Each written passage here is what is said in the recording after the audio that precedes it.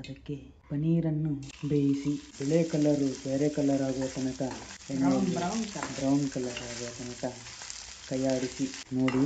ಇವಾಗ ಸ್ವಲ್ಪ ಕೆಂಪಾಗಿದೆ, ಇನ್ನೂ ಕೆಂಪಾಗಬೇಕು ನೋಡಿ. ಈಗ ತೆಗೆಯುವ ಸಮಯ. ನೋಡಿ ಫ್ರೆಂಡ್ಸ್, ಇಷ್ಟಾದರೆ ಸಾಕು, ತೆಗೆಯೋಣ ಬನ್ನಿ.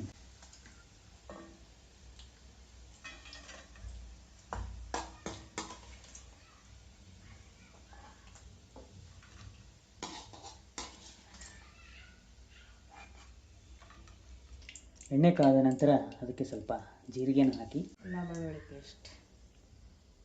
ಅಲ್ಲ ಮತ್ತು ಬೆಳ್ಳುಳ್ಳಿ ಪೇಸ್ಟ್ ನೋಡಿ ಫ್ರೆಂಡ್ಸ್, ಫುಲ್ ಕಾಗಿಬಿಟ್ಟಿದೆ. ಅದಾದ ನಂತರ ಸ್ವಲ್ಪ ಕೈಯಾಡಿಸಿಕೊಂಡು ಅದಕ್ಕೆ ಸ್ವಲ್ಪ ನುಣ್ಣಗೆ ಹೆಚ್ಚಿರುವಂತಹ ಮೆಣಸಿಕಾಯನ್ನು ಹಾಕುತ್ತಾ ಕೈಯನ್ನು ಆಡಿಸುತ್ತಾ, ಆನಂತರ ನುಣ್ಣಗೆ ಹಚ್ಚಿಕೊಂಡಂಥ ಉಳ್ಳಾಗಡ್ಡೆಯನ್ನು ಹಾಕುತ್ತಾ ಕೈಯಾಡಿಸುತ್ತಾ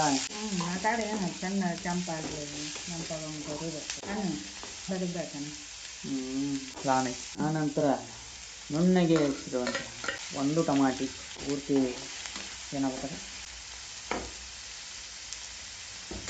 ಆನಂತರ ಕೊನೆಯಲ್ಲಿ ರುಚಿಗೆ ತಕ್ಕಷ್ಟು ಉಪ್ಪು.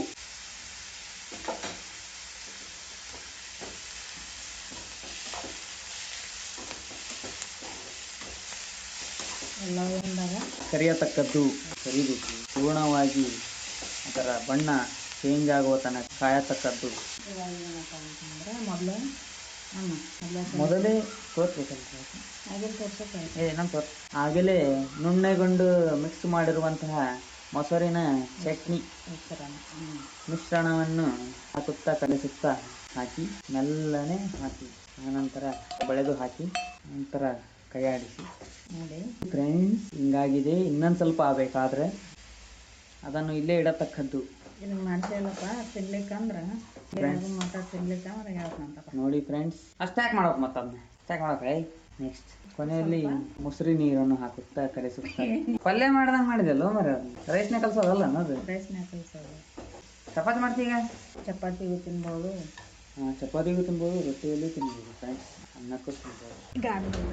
ಘಾಟ್ ಹೋಗ್ಲ ಘಮ ಘಮ ವಾಸನೆ ಬರಾಕಂತಾನೆ ಈಗ ನಮ್ಮ ಬರ್ತಾ ಇದೆ ಫ್ರೆಂಡ್ಸ್. ಘಮ ಘಮ.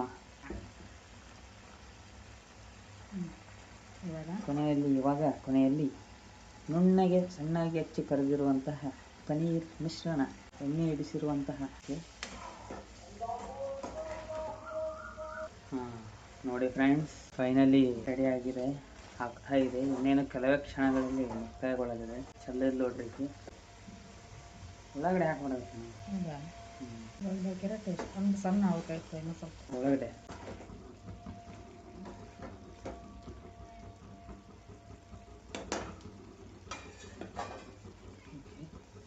ರೆಡಿ ಆಯ್ತು ರೆಡಿ ಆಯ್ತು ನೋಡಿ ಫ್ರೆಂಡ್ಸ್. ಇನ್ನೇನು ಕೆಲವು ಕ್ಷಣಗಳಲ್ಲಿ ಸ್ಟಾರ್ಟ್ ಮಾಡೋಣಂತೆ ಊಟಕ್ಕೆ. ರೈಸ್ ಕೂಡ ರೆಡಿ ಆಗಿದೆ ಫ್ರೆಂಡ್ಸ್. ಈಗ ಕೊನೆಯಲ್ಲಿ ಆ ಪನ್ನೀರನ್ನು ಈ ರೈಸಿನೊಳಗಡೆ ಇಲ್ಲಿಂದಲ್ಲೇ ಹಾಕ್ತಾರೆ ನೋಡ್ರಿ ಇವರು.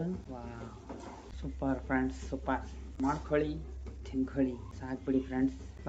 ಬಂದ್ ಮಾಡಿ ಇಲ್ಲ ಬಂದ್ ಮಾಡು. ಕೈಯಾಡ್ಸ್ ಸಾಕಷ್ಟ ಸ್ಪೂನ್ ಇಲ್ಲಾರ ಕೈಯಾಡ್ಸೋ ನೋಡಿ ಫ್ರೆಂಡ್ಸ್.